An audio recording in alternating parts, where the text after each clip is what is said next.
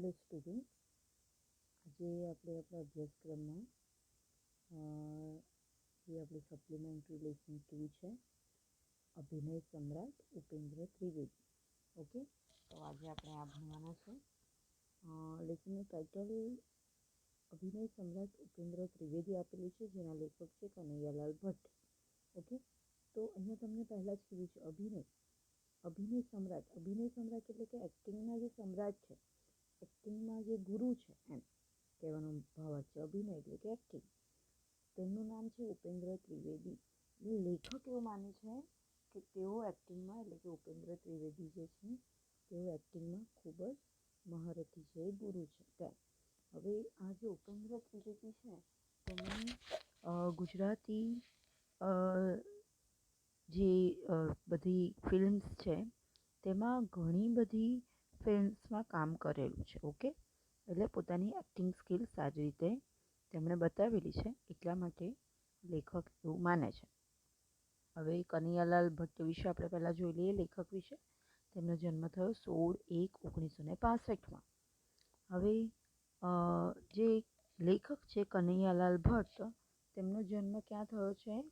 સુરેન્દ્રનગર જિલ્લાના ધાંગધ્રા તાલુકાના જેગડવા ગામે થયો છે. ઓકે, તેમણે MA PhD સુધીનો અભ્યાસ કર્યો છે. શબ્દાક્ષત, હું પણ જ ખેંચીશ નહીં, મંત્રોચ્ચાર તેમના કાવ્ય સંગ્રહો છે. બ્રહ્માસ્ત્ર તેમનો વાર્તા સંગ્રહ છે. મોરપીંછના રંગ નિબંધ સંગ્રહ અને સમયનો સાતમો પગ એ શું છે? તેમનો એકાંકી સંગ્રહ છે. વિવેચન અને અનુવાદમાં પણ તેમનું કાર્ય છે. ઓકે, અહીંયા તો આપણને કનૈયાલાલ વિશે સમજૂતી આપી છે. હવે આપણે લેસન વિશે થોડી ઘણી માહિતી મેળવી લઈએ. આ ચરિત્ર નિબંધમાં ગુજરાતના રંગભૂમિ સમ્રાટ અને ફિલ્મ અભિનેતા ઉપેન્દ્ર ત્રિવેદીની કારકિર્દી અને પ્રદાન વર્ણવવામાં આવ્યું છે.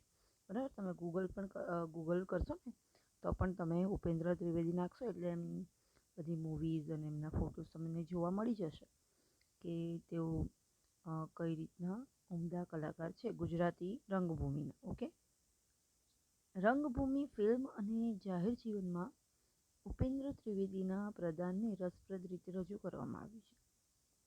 વ્યક્તિ ઉપેન્દ્ર ત્રિવેદીનો સરસ પરિચય પણ આમાંથી સુપેરે મળે છે. એટલે કે વ્યક્તિ તરીકે, બરાબર, કોઈ પણ એક્ટર હોય તેઓ ફિલ્મના કેરેક્ટર નિભાવશે સારી રીતે, એ તો બરાબર જ છે, પણ એક વ્યક્તિ તરીકે તેઓ કેવું વ્યક્તિત્વ ધરાવે છે તે પણ ખૂબ મહત્ત્વની વાત છે. તો અહીંયા એ પણ આપણને જોવા મળશે, લેખકે જે રીતે લખ્યું છે તેના દ્વારા. બરાબર, તો કનૈયાલાલ ભટ્ટ એના લેખક છે. ચાલો આપણે લેસન ભણવાની શરૂઆત કરીએ.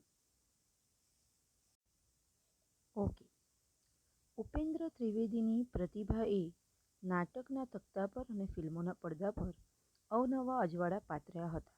બરાબર, તેમની જે રીતની પ્રતિભા હતી, એમની એક્ટિંગ સ્કિલ હતી, તો તેમણે નાટક અને ફિલ્મ એ બંને જગ્યાએ ખૂબ જ પ્રકાશ ફેલાવ્યો હતો, એટલે કે એમના એક્ટિંગ દ્વારા. ઓકે, અભિનયની દુનિયામાં તેઓ અવિસ્મરણીય ઘટના જેવા હતા, એટલે ભૂલાવી ન શકાય એમને. જે એક્ટિંગની દુનિયા છે તેમાં એમને ભૂલાવી શકાય નહીં. 14/7/1937, બરાબર, 1937ના દિવસે તેઓનો જન્મ થયો છે. પિતા જેઠાલાલ રંગભૂમિના સારા નટ હતા. બરાબર, તેઓ પણ રંગભૂમિ પર સારા એવા નટ એટલે કે ખૂબ જ સારો રોલ નિભાવતા હતા. એ વર્ષો એમને મળ્યો હતો, સારા નટ હતા અને એ વારસો એમને મળ્યો હતો. વારસો એમના પિતા તરફથી એમને વારસો મળ્યો હતો. ઓકે, આગળ જોઈએ. શાળા કક્ષાએથી વક્તૃત્વ અને નાટ્ય સ્પર્ધામાં તેમણે ઇનામો જીતેલા. તેઓ શાળા કક્ષાએથી જ વક્તૃત્વ એટલે ઇલોક્યુશન, હમણાં આપણું કોમ્પિટિશન થઈ ગઈ. ઓકે, તો વક્તૃત્વ એટલે કે કોઈ પણ વસ્તુ વિશે તમે પહેલાં લર્ન કરો અને પછી એને પોતાની છટામાં સારી રીતે બોલવાનું છે. બરાબર, જોયા વગર એને વક્તૃત્વ સ્પર્ધા કહેવાય. ઓકે, તો એવું ખૂબ જ સારી રીતે કરતા હતા અને નાટ્ય સ્પર્ધા પણ, નાટકની પણ કોઈ કોમ્પિટિશન હોય એમાં પણ એમને ખૂબ જ ઇનામ મળતા હતા. મુંબઈની સિદ્ધાર્થ કોલેજમાં અભ્યાસ દરમિયાન નાટ્યના વિદ્વાન વિષ્ણુકુમાર વ્યાસની પ્રેરણાથી નાટકનો રંગ ચડ્યો. એમને વિષ્ણુકુમાર વ્યાસની પ્રેરણા મળી, ત્યાંથી એમને નાટક માટેનો એક રંગ ચડ્યો, એટલે કે નાટકમાં જવા માટેની એક એમને પ્રેરણા મળી. પરિણામે 3 વાર તેઓ નાપાસ થયા. ઓકે, 3 વાર શું થયું? ફેલ થયા. આ જીવિકા માટે ફેક્ટરીમાં રાત પાડી નોકરી કરવા સાથે નાટકોમાં રિહર્સલ પણ ચાલુ રાખ્યા. શું કર્યું? આ જીવિકા માટે, એટલે કે પોતાનું જીવન નિર્વાહ તો કરવો પડે ને. મુંબઈ જેવા શહેરમાં રહે તો પોતાનું જીવન નિર્વાહ કરવા માટે ફેક્ટરીમાં રાત પાડી, એટલે કે નાઇટ શિફ્ટમાં કામ કર્યું અને નાટકોમાં રિહર્સલ પણ ચાલુ રાખ્યું. અભ્યાસ દરમિયાન ભીતરના વહેણ અને શાહજહાં નાટકોમાં પ્રથમ ઇનામ મેળવ્યા. ભણતા ભણતા આ 2 નાટકોમાં એમને ફર્સ્ટ પ્રાઇઝ મળ્યો.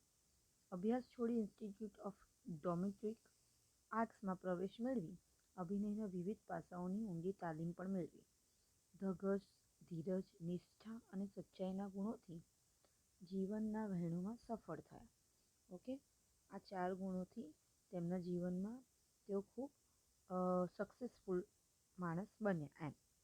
એમની કારકિર્દીનો મોટો વળાંક દર્શકની નવલકથા ઝેર તો પીધા છે જાણી જાણી નું એમણે નાટ્ય રૂપાંતર કર્યું અને પોતે હેમંતનું પાત્ર ભજવ્યું તેનાથી આવ્યા. તેમની કારકિર્દીનો વળાંક, ઓકે, તેમના કરિયરનો મોટો ટર્નિંગ પોઈન્ટ ક્યાંથી આવ્યો? દર્શક જે લેખક છે તેમની એક નવલકથા છે, એનું ટાઇટલ શું છે? ઝેર તો પીધા છે જાણી જાણી. ઓકે, તેમાં એમણે એ નાટક ભજવ્યું. તેમાં એમને હેમંત નામના વ્યક્તિનો રોલ કર્યો, એમ કે છે. ઓકે, અને ત્યાંથી તેઓ વધારે સક્સેસફુલ બન્યા. એ નાટકે ગુજરાતી રંગભૂમિનો ઇતિહાસ બદલી નાખ્યો. પછી પોતાની નાટ્ય સંસ્થા સ્થાપી. તેમણે પોતાની એક નાટકની સંસ્થા સ્થાપી.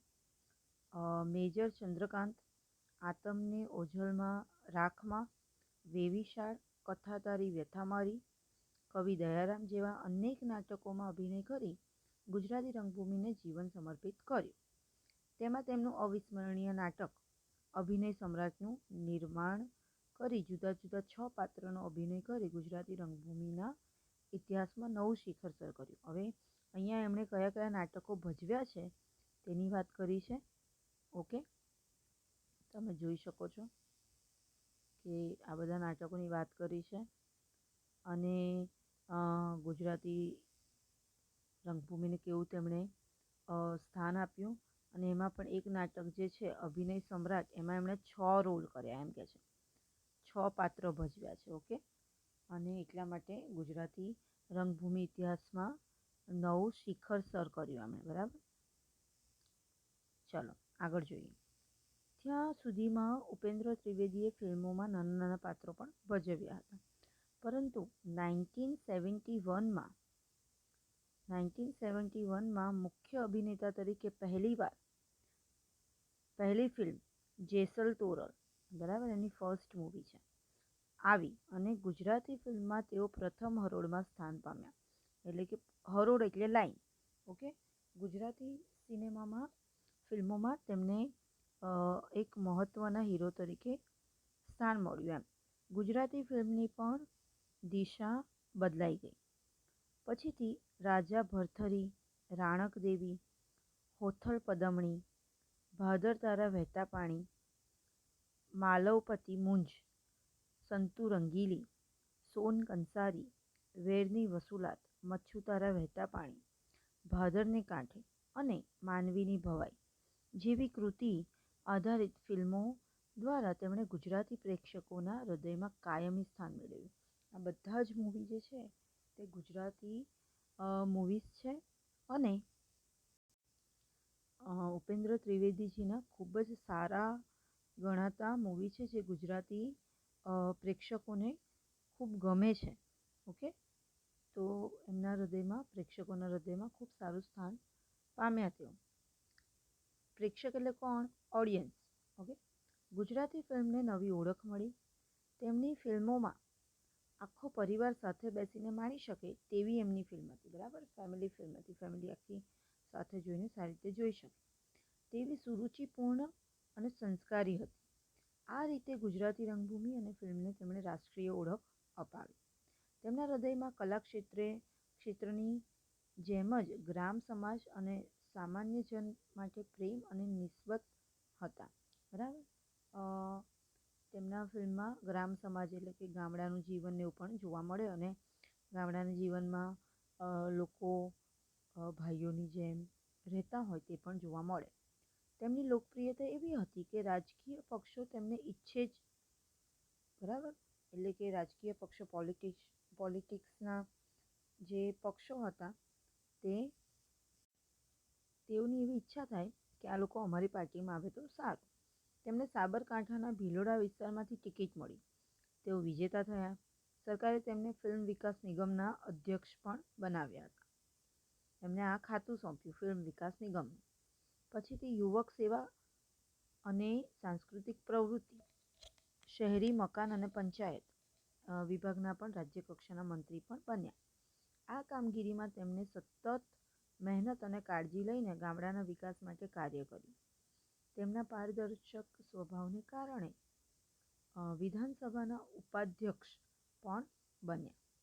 તેઓ 3 વખત વિધાનસભામાં ચૂંટાયા અને તેમનું રાજકારણ લોકકારણ માટે હતું, બરાબર? એ પોલિટિક્સમાં ગયા પણ તેઓ લોકોની સેવા જ કરતા હતા તેમ કહે છે. એથી તેમણે જરૂરિયાતવાળા ગ્રામ વિસ્તારના ગરીબ ખેડૂતો, કારીગરો અને પછાત લોકો માટે રાજકારણ પસંદ કર્યું હતું, બરાબર? લોકોનો વિકાસ કરવા માટે, ગરીબોનો વિકાસ કરવા માટે. એના માટે તેઓ પોલિટિક્સમાં ગયા એમ કહે છે. એમની રંગભૂમિ અને ફિલ્મ કામગીરી એવી શ્રેષ્ઠ હતી કે તેમનું અનેક ઇનામો અને પુરસ્કારોથી સન્માન થાય એ સહજ જ હતું. એટલે એમને રંગભૂમિ એટલે કે ફિલ્મી દુનિયામાં પણ એ શ્રેષ્ઠ કામ કરતા હતા અને લોકસેવાનું કામ પણ તેઓ ખૂબ જ સારું કરતા હતા. એટલે એમને બધી જગ્યાએથી ઇનામ મળે એ સ્વાભાવિક હતું. વિશિષ્ટ પ્રદાન માટે 1989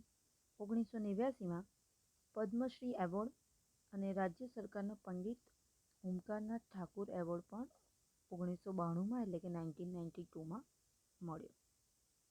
હવે તેમને આટલું બધું લોકસેવાનું એવું કામ કર્યું એટલા માટે તેમને 1989 પદ્મશ્રી એવોર્ડ મળ્યો છે, બરાબર? પદ્મશ્રી એવોર્ડ આપણે જાણીએ જ છે. આ બધા એવોર્ડ્સ ખૂબ જ સન્માનજનક હોય છે અને તે ખૂબ જ સારી રીતે દરેક ક્ષેત્રમાં કામ કર્યું હોય, ઉત્તમ કામ કર્યું હોય એવા લોકોને જ, સિલેક્ટિવ લોકોને જ મળતા હોય છે. અને બીજો 1992 એમને પંડિત ઓમકારનાથ ઠાકુર એવોર્ડ પણ મળ્યો છે.